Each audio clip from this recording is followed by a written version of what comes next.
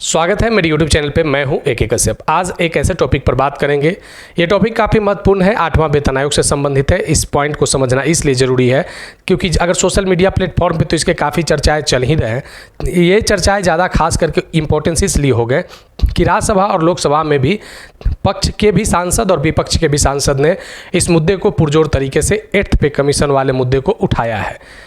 इस पर जो 8th पे कमीशन को लेकर माननीय जो वित्त मंत्री निर्मला सीतारमण हैं, इन्होंने यहाँ पे अपने आंसर को पुटअप किया है और आंसर में जो बातों को जिक्र किया है। और इसका जो दूसरा एक पॉइंट है, पहलू है, देख सकते हैं कि जो JCM स्टाफ साइड के जो रिप्रेजेंटेटिव हैं मिस्टर शिव गोपाल मिश्रा, तो इन्होंने जो 8 पॉइंट का एक लेटर जो डिमांड किया था फाइनेंस मिनिस्टर के पास, तो क्या आज वित्त मंत्री के इस स्टेटमेंट के बाद क्या मिस्टर शिव गोपाल मिश्रा का वह लेटर में लिखे गए मांग किए गए क्या जो सब्जेक्ट हैं आज के डेट में क्या वो प्रासंगिक रहा है? क्या केंद्र सरकार JCM स्टाफ साइड के बातों पर क्या विचार करने वाली है? इन सभी बातों को समझेंगे। लेकिन अभी आप नए जुड़े हैं तो चैनल को ज़रूर सब्सक्राइब कर लीजिएगा क्योंकि आपसे संबंधित इशू को हम अपने चैनल पर कंटिन्यू उठा रहे हैं। अगर वीडियो अच्छा लगेगा तो ज़रूर लाइक कीजिएगा, सुझाव होगा तो आप कमेंट में लिखिएगा, शेयर भी कर देंगे। 8वां वेतन आयोग एक ऐसा वेतन आयोग जिसके संबंध में अगर बात करें कि 1 जनवरी 2026 को ये लागू होने वाला है। जनवरी 2025 में इसका घोषणा हुआ था, 1 जनवरी 2026 में ये लागू होने वाला है। अभी तक लगभग 3 महीने बीत गए हैं लेकिन इसको लेकर कमेटी का गठन नहीं हुआ है।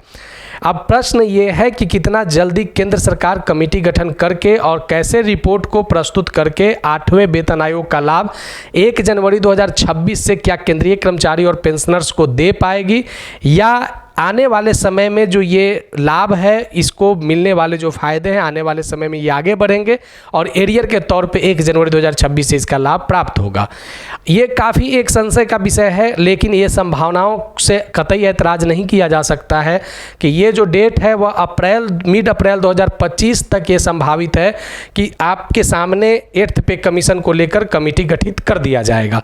कमेटी के पास बहुत सारे वर्क होते हैं और इस वर्क को अगर बहुत फास्टली भी कंप्लीट किया जाए तो जैसे पूर्व में भी देखा गया है वेतन आयोग को, उस आधार पे कम से कम 18 से 24 महीने बहुत फास्ट होने के बाद भी इसमें लग सकते हैं। तो अब देखिए कि 1 जनवरी 2026 को लागू होने वाला 8वां वेतन आयोग, उसको लेकर यहाँ पे फाइनेंस मिनिस्टर निर्मला सीतारमण ने क्या कहा है।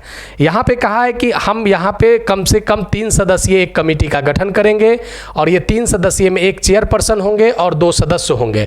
साथ ही इन्होंने कहा कि ये कमेटी क्या करेगा, संबंधित पक्षों से, जैसे अभी हमने जो बात कहा कि जैसे JCM staff side mister Shiv Gopal Mishra का इसमें क्या भूमिका होगा, तो वे एक पक्ष में आते हैं जो स्टाफ साइड को रिप्रेजेंट करते हैं। इसके अलावा बहुत से ऐसे रिप्रेजेंटेटर हैं जो आपके स्टाफ यूनियन को रिप्रेजेंट करते हैं। उन सभी लोगों का वहां पे ओपिनियन सरकार यानी जो कमेटी होगा वहां पे रखने का चांस देगा।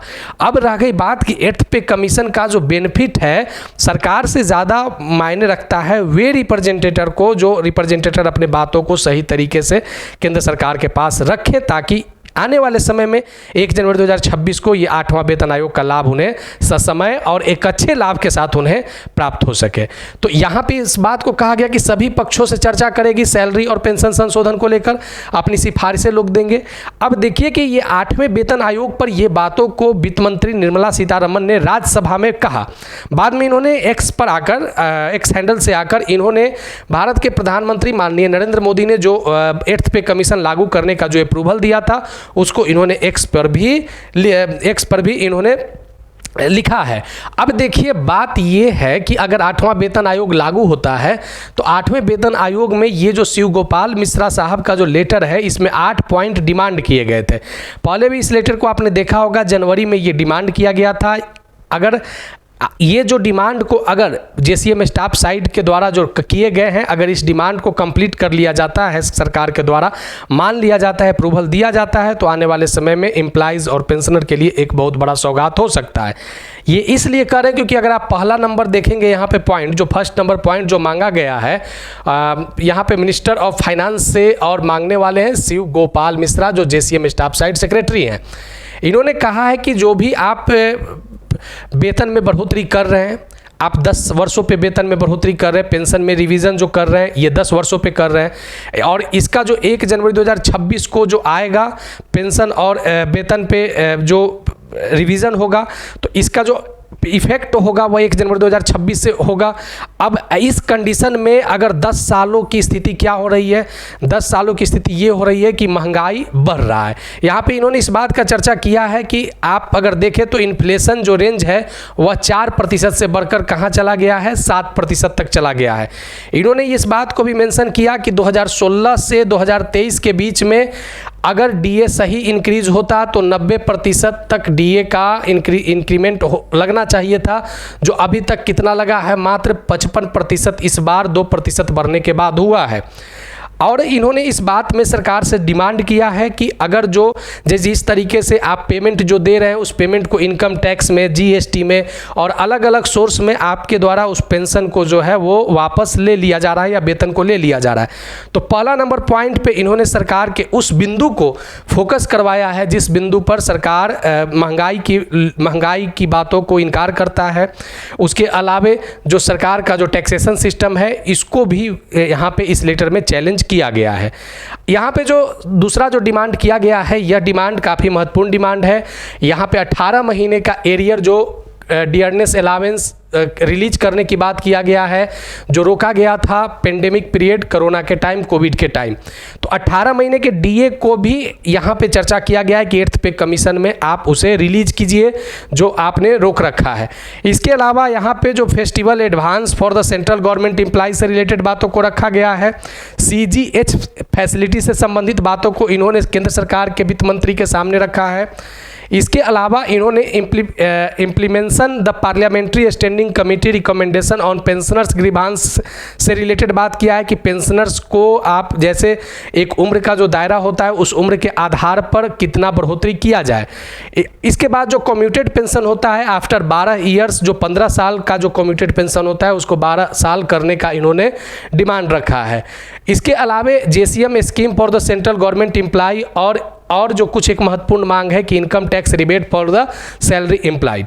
ये जो JCM स्टाफ साइड का जो मांग है ये 8वें वेतन आयोग में इस मांग को आने वाले समय में कितना केंद्र सरकार इसे सजगता के साथ लेता है, क्योंकि ये एक गंभीर विषय है। हाल ही में आप इस बात को देख सकते हैं क्योंकि हमने कहा है कि जो ये लेटर है ये केंद्र सरकार और मिस्टर शिवगोपाल मिश्रा का ये लेटर कितना प्रासंगिक है आज के डेट में, इस बात से कतई ऐतराज़ नहीं किया जा सकता है कि जैसे जो यूनिफाइड पेंशन स्कीम जो लागू हुआ तो यहाँ पे जो ड्राफ्ट कुछ और किया गया था, लोगों को आशा कुछ और था, और जो लोगों के सामने पेश हुआ जो एकदम बिल्कुल उससे अलग। तो ऐसा ना कि JCM स्टाफ साइड कमेटी जो है वो मांगते रह जाएं और केंद्र सरकार इस पर कोई ठोस विचार ना कर पाए। तो इसके लिए यहाँ पे JCM स्टाफ साइड के रिप्रेजेंटेटर को काफ़ी ज़्यादा एक महत्वपूर्ण भूमिका में यहाँ पे अपने मानक या अपने कर्मचारियों के पक्ष में तय करने की आवश्यकता है। तो ये 8वें वेतन आयोग को लेकर जो 8 पॉइंट यहाँ पे मांगे गए हैं, डिमांड किए गए हैं, इसमें से देखिए कितना पॉइंट लागू हो पाता है 1 जनवरी 2026 से। आने वाले समय में जो फिटमेंट फैक्टर को लेकर है तो जिस आधार पर डियरनेस अलावेंस की जो बात हुआ है कि अभी 55% और एक लास्ट डियरनेस अलावेंस जुलाई में बढ़ने वाला है, तो बहुत ज़्यादा तो 2 से 3% की संभावना व्यक्त किया जा सकता है। तो बहुत ज़्यादा 58% तक महंगाई भत्ते और महंगाई राहत केंद्र सरकार 7वें वेतनमान में बढ़ाने जा रही है। अब आने वाले समय में देखिए स्थिति क्या होगा। अब स्थिति ये होगा कि 1 जनवरी 2026 से अब जब 8वां वेतन लागू होगा तो फिटमेंट फैक्टर का क्या स्केल आता है, क्या जो डिमांड है 1.92 मिनिमम, 2.86 मैक्सिमम, क्या वे फिटमेंट फैक्टर की क्या बातें पूर्ण हो सकते हैं या नहीं हो सकते हैं, ये एक बहुत बड़ा जो है वह सस्पेंस बना हुआ है। तो बताइएगा, अगर कोई सुझाव होगा तो आप कमेंट में लिखिएगा। अगर नए जुड़े हैं तो चैनल को जरूर सब्सक्राइब करके बेल आइकन को दबाइएगा, और सुझाव होगा तो आप कमेंट में लिखिएगा और वीडियो को लाइक ज़रूर करके शेयर कर देंगे। मिलेंगे आगे नेक्स्ट वीडियो नेक्स्ट टॉपिक में। धन्यवाद।